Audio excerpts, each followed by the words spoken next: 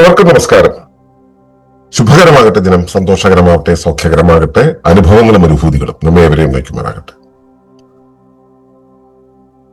ആരോഗ്യം എന്ന വിഷയത്തെ നമ്മുടെ ശരീരത്തിലെ വിവിധ വ്യവസ്ഥകൾ എങ്ങനെയാണ് കൈകാര്യം ചെയ്യുന്നത്, അതുമായിട്ട് എങ്ങനെ ബന്ധപ്പെട്ടിരിക്കുന്നു എന്ന് പറഞ്ഞു വരുന്ന ഈ ഒരു പരമ്പരയിൽ നമ്മൾ കഴിഞ്ഞ ദിവസങ്ങളിൽ പ്രതിരോധ വ്യവസ്ഥയെക്കുറിച്ച് സംസാരിച്ചു, രക്തചംക്രമണ വ്യവസ്ഥയെക്കുറിച്ച്, നാഡീവ്യൂഹത്തെക്കുറിച്ച്, ശ്വസന വ്യവസ്ഥയെക്കുറിച്ച്, അങ്ങനെ ദഹനേതര വ്യവസ്ഥകളെ കുറിച്ച് സംസാരിച്ചു. ദഹന വ്യവസ്ഥയെക്കുറിച്ചായിരുന്നു ഏറ്റവും കൂടുതൽ നമ്മൾ സംസാരിച്ചത്. ഇന്ന് പേശി അസ്ഥി വ്യവസ്ഥയെക്കുറിച്ചാണ് നമ്മൾ ഇന്ന് പറയുന്നത്. അതിനെക്കുറിച്ച് പറയുന്നത് ഇവിടെ ഇങ്ങനെയാണ്.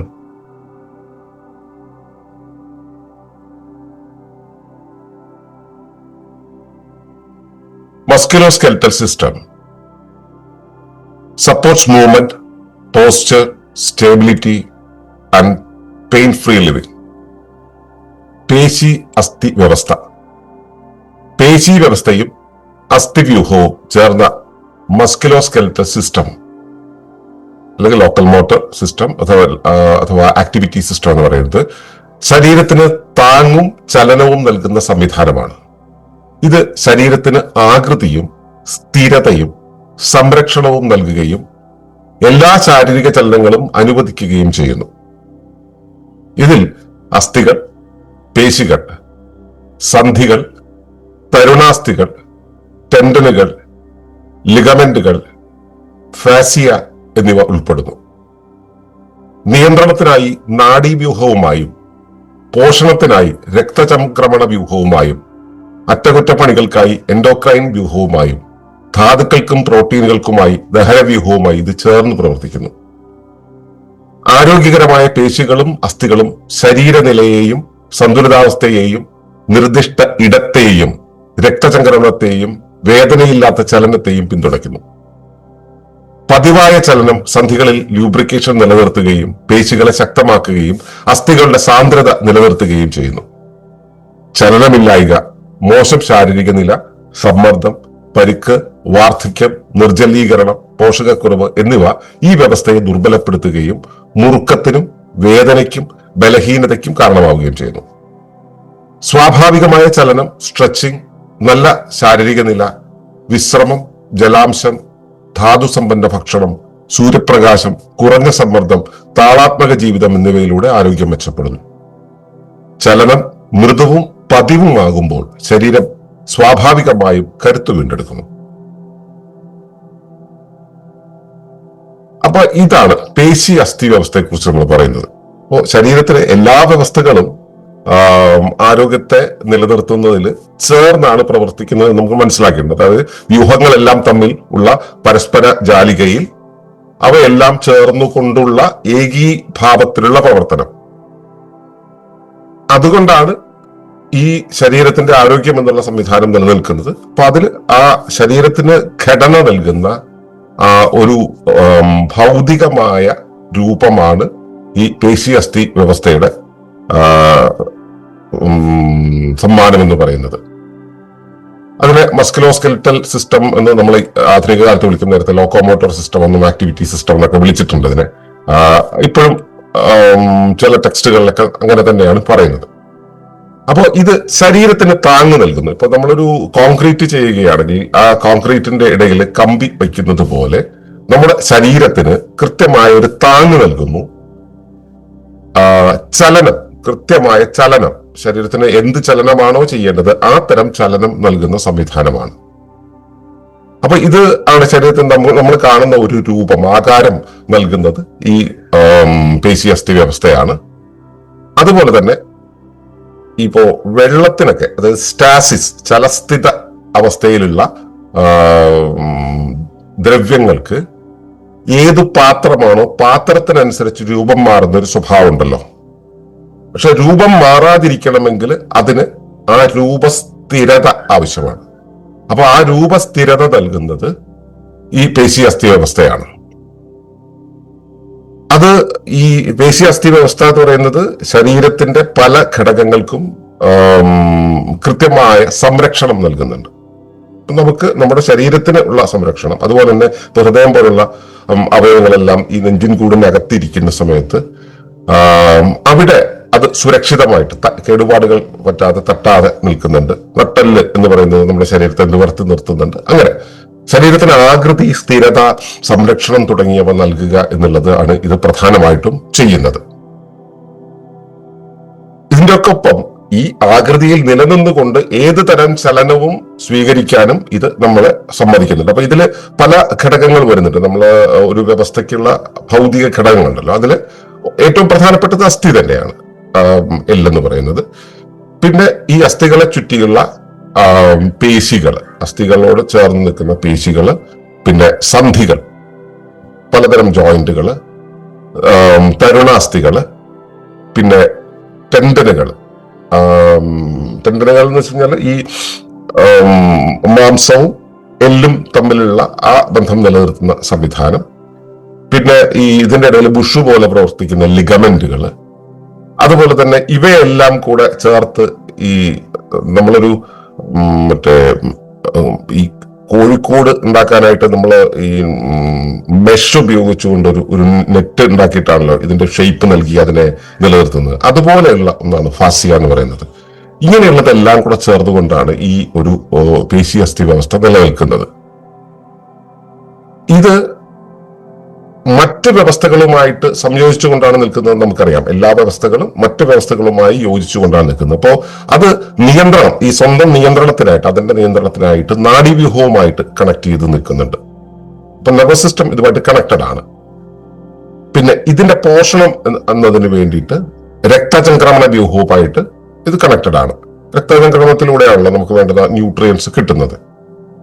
പിന്നെ റിപ്പയറിംഗ് പ്രോസസ്സിനും ഒക്കെ വേണ്ടിയിട്ട് ഇത് എൻഡോക്രൈൻ സിസ്റ്റവുമായിട്ട് കണക്ട് ചെയ്ത് ഹോർമോണുകളെയൊക്കെ സ്വീകരിച്ചുകൊണ്ടാണ് ഇതിന്റെ റിപ്പയറിംഗ് എപ്പോൾ നടത്തണം, എങ്ങനെ നടത്തണം എന്നുള്ള കാര്യങ്ങളിലെല്ലാം തന്നെ ഒരു തീരുമാനം ഉണ്ടാക്കുന്നത്.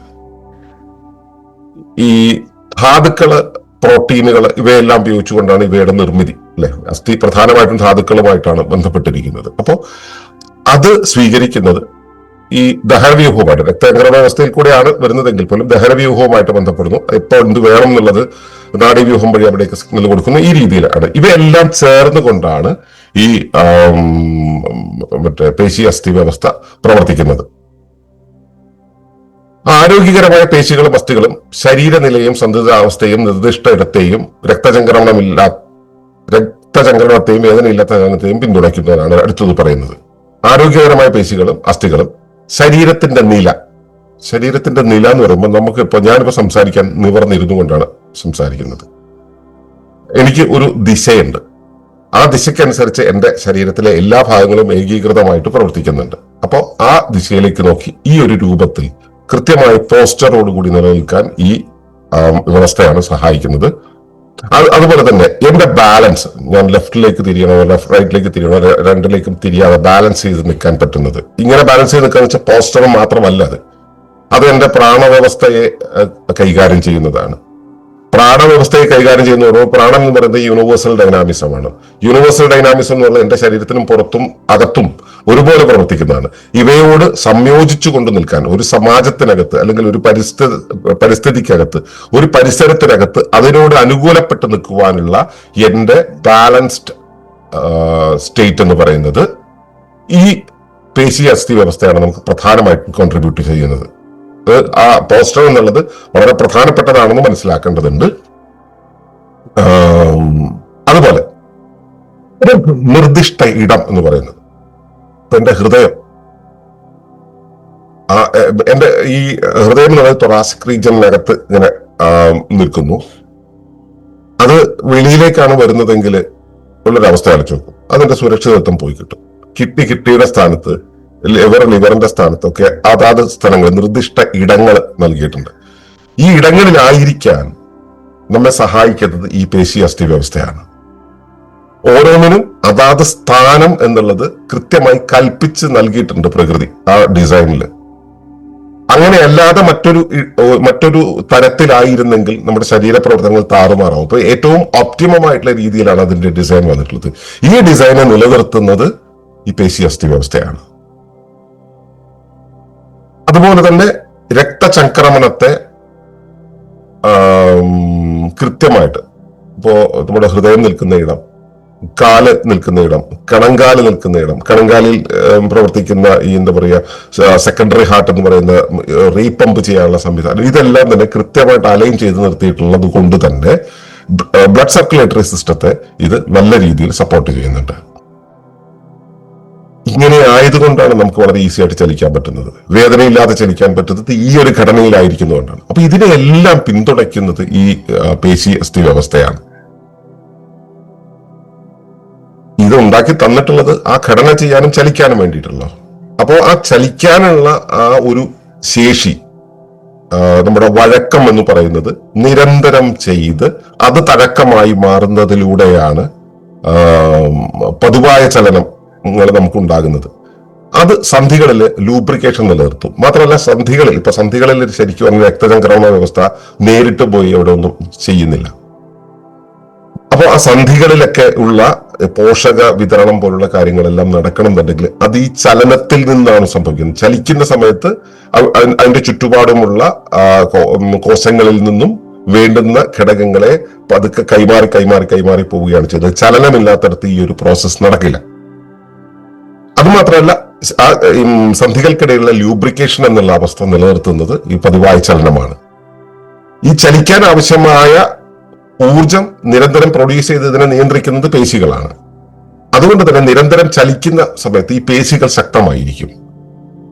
അത് മാത്രമല്ല ഈ അസ്ഥിക്ക് നിരന്തരം പ്രവർത്തിക്കുന്ന അസ്ഥികൾക്ക്, ഈ പേശികളോടൊപ്പം ചേർന്നിട്ട് ഇതിനെ താങ്ങി നിർത്തുന്ന അസ്ഥികൾക്ക് അവിടെ എത്രത്തോളം ചലനം വരുന്നുണ്ടോ, അവിടെ എത്രത്തോളം ഭാരം വരുന്നുണ്ടോ അതിനനുസരിച്ചുള്ള ഒരു സാന്ദ്രത നിലനിർത്തുന്നുണ്ട്. ഈ സാന്ദ്രത നിലനിർത്തുന്നതും ഈ ചലനത്തിൽ നിന്നാണ്. ചലിക്കാത്ത ശരീരത്തിന്റെ അസ്ഥികളുടെ സാന്ദ്രത കുറഞ്ഞു പോവുകയും അത് നിരന്തരമായി തുടർന്ന് അത് പൊടിഞ്ഞു പോവുക വരെ ചെയ്യാൻ സാധ്യതയുണ്ട്. അപ്പോ ചലനമില്ലായ്ക എന്ന് പറയുന്നത് നമ്മുടെ ശരീരത്തെ നല്ല പോലെ ബാധിക്കുന്ന ഒന്നാണെന്ന് മനസ്സിലാക്കേണ്ടതുണ്ട്. ഈ പേശി അസ്ഥി വ്യവസ്ഥയെ താറുമാറാക്കുമെന്ന് മനസ്സിലാക്കുക. അതുകൊണ്ട് ചലനം നിർബന്ധമായിട്ടുണ്ടായിരിക്കണം. പിന്നെ മോശം ശാരീരിക നില, അത് നമ്മുടെ ജീവിതശീലങ്ങളിൽ നിന്ന്, പാരമ്പര്യത്തിൽ നിന്ന്, നമ്മൾ ജോലി ചെയ്യുന്ന അല്ലെങ്കിൽ നമ്മൾ വളരുന്ന സാഹചര്യത്തിൽ നിന്ന്, പിന്നെ നമ്മുടെ ചില കാഴ്ചപ്പാടുകളിൽ നിന്നൊക്കെയാണ് ഉണ്ടാവുന്നത് ശാരീരിക നില എന്ന് പറയുന്നത്. ഇപ്പോ നിവർന്നിരിക്കണം എന്ന് പറയുന്ന ഒരവസ്ഥ, സാധകന്മാര് നിവർന്നിരിക്കും. നമ്മൾ ഈ മൊബൈലോ പുസ്തകമോ നോക്കി എപ്പോഴും ഇരിക്കുന്ന കുട്ടികളുണ്ടെങ്കിൽ അവര് ഇങ്ങനെ വളഞ്ഞു തൂങ്ങിയായിരിക്കും ഇരിക്കുക. ചില ആളുകളുണ്ട് അവര് എന്തിനെങ്കിലും ചാരിയാണ് നിൽക്കുക.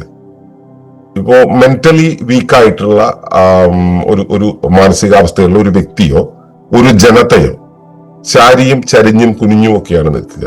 ഇത് ഇവരുടെ ടോട്ടൽ പേശി അസ്ഥി വ്യവസ്ഥയെ ബാധിക്കുകയും മാനസിക സംവിധാനത്തെ, രക്തചംക്രമണ വ്യവസ്ഥയെ എല്ലാത്തിനെയും ബാധിക്കുകയും ചെയ്യും. അതുകൊണ്ട് തന്നെ കൃത്യമായ പോസ്ചർ നമുക്കുണ്ടാവുക എന്നുള്ളത് ആവശ്യമാണ്. പക്ഷെ പലപ്പോഴും അതിൽ നിന്ന് നമ്മൾ മാറിപ്പോകാറുണ്ട്. അപ്പൊ ചലനമില്ലായ്മ, മോശം ശാരീരിക നില. വേറൊന്നാണ് സമ്മർദ്ദം എന്ന് പറയുന്നത്.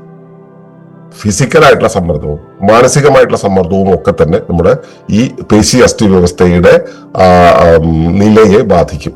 അത് എൻഡോക്രൈൻ സിസ്റ്റമായിട്ടാണ് അത് ബന്ധപ്പെട്ടിരിക്കുന്നത്. വികാരങ്ങളുമായി ബന്ധപ്പെട്ട് എൻഡോക്രൈൻ സിസ്റ്റം എങ്ങനെ പ്രവർത്തിക്കുന്നുവോ അതിനനുസരിച്ച് ശരീരത്തിലേക്കുള്ള പോഷണങ്ങളിൽ മാറ്റം വരും, ശാരീരിക നിലയിൽ മാറ്റം വരും. ഇതെല്ലാം കൂടെ ചേർന്നിട്ട് ഈ പേശി അസ്ഥി വ്യവസ്ഥയെ അത് ബാധിക്കും. പിന്നെ പരുക്ക്, നമുക്കറിയാം പരുക്ക് വന്നു കഴിഞ്ഞാൽ സ്വാഭാവികമായിട്ടും ഇതിനെ ബാധിക്കും. നമുക്കൊരു അപകടം ഉണ്ടായി അങ്ങനെ ഒക്കെ വരുന്ന സമയത്ത് ബാധിക്കുമല്ലോ.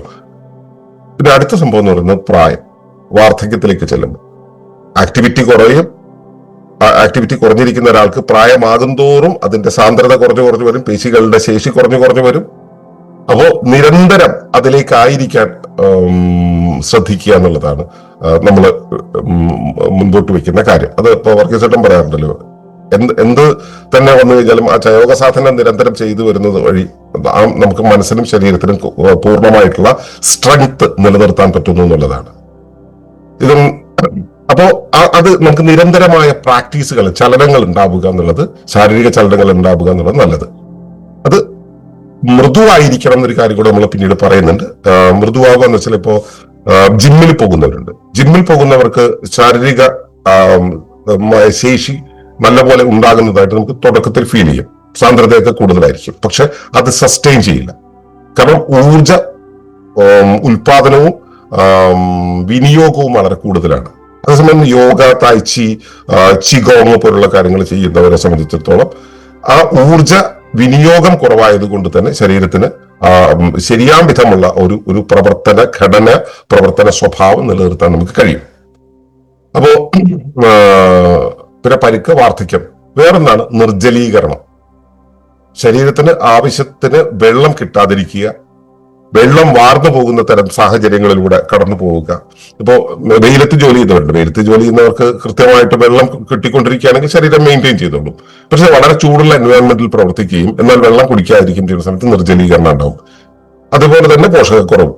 ഈ രണ്ട് കാര്യങ്ങളും ഉള്ളവരുടെയും ഈ പേശി അസ്ഥി വ്യവസ്ഥ ക്ഷയിച്ചു വരും. അത് പിന്നീട് പ്രശ്നങ്ങളിലേക്ക് കൊണ്ടെത്തിക്കും. ഇങ്ങനെ വരുന്ന സമയത്ത് ശരീരത്തിന്റെ എന്താ പറയുക, സ്റ്റിഫ്നെസ് ഉണ്ടല്ലോ, മുറുക്കം എന്ന് പറയുന്ന ഒരു അവസ്ഥ വളരെ കൂടും. അതുപോലെ തന്നെ ശാരീരിക വേദന, പേശികൾക്കൊക്കെ വേദന ഉണ്ടാവും, ബലഹീനത ഉണ്ടാവും. ഇങ്ങനെയാണ് ഈ പേശി അസ്ഥി വ്യവസ്ഥ ക്ഷയിക്കാൻ കാരണമാകുന്നത് ഇതാണ്. അപ്പോൾ സ്വാഭാവികമായി ചലനം നമുക്ക് ആവശ്യമാണ്. ശരിയായ രീതിയിലുള്ള സ്ട്രെച്ചിങ്, വലിഞ്ഞ് മുറുകുന്ന രീതിയിലുള്ള സാഹചര്യങ്ങൾ നമുക്ക് ആവശ്യമാണ്. നല്ല ശാരീരിക നില ആവശ്യമാണ്. പ്രോപ്പറായിട്ടുള്ള വിശ്രമം, റെസിലിയൻസിന് വേണ്ടി, ശരീരത്തിന്റെ പുനർനിർമ്മിതിക്ക് വേണ്ടി പ്രോപ്പറായിട്ടുള്ള വിശ്രമം ആവശ്യമാണ്. പ്രോപ്പറായിട്ടുള്ള ജലാംശത്തിന്റെ സപ്ലൈ ആവശ്യമാണ്. പിന്നെ ധാതു സമ്പന്നമായ ഭക്ഷണം ആവശ്യമാണ്. അത് ഈ വറുത്തതും പൊരിച്ചതുമായിട്ടുള്ള കാര്യങ്ങളിലെല്ലാം ഉണ്ടാവുക.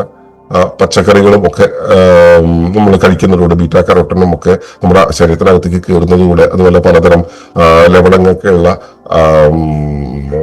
വിവിധ ഭക്ഷണങ്ങൾ വെച്ചാൽ ഞാൻ പച്ചക്കറികളെ ഒക്കെയാണ് ഉദ്ദേശിക്കുന്നത്. അത്തരം ഭക്ഷിക്കുന്നതിലൂടെ, നട്ട്സ് കഴിക്കുന്നതിലൂടെ നമ്മുടെ ശരീരത്തിന് വേണ്ടുന്ന പോഷണങ്ങൾ, ധാതുസമ്പന്നമായ പോഷണങ്ങൾ നമ്മുടെ ശരീരത്തിനകത്തേക്ക് കിട്ടുന്നത് ഇതിനെ നിലനിർത്തും.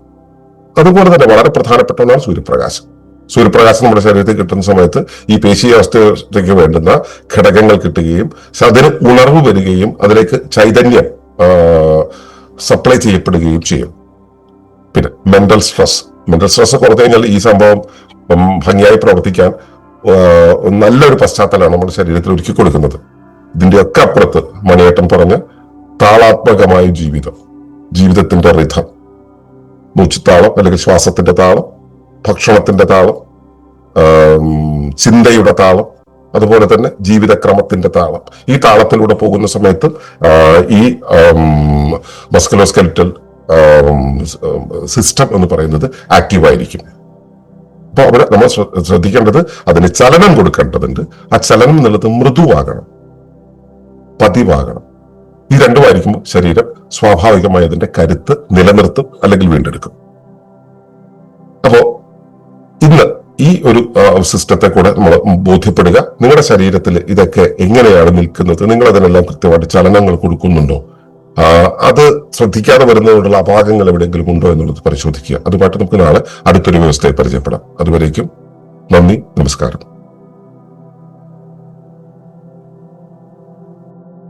തുടർന്ന് കാണുന്നതിന് മുമ്പായി ഈ വിഷയം ഇഷ്ടമായെങ്കിൽ ഒന്ന് ലൈക്ക് ചെയ്യുക, കമന്റ് ചെയ്യുക, ഷെയർ ചെയ്യുക.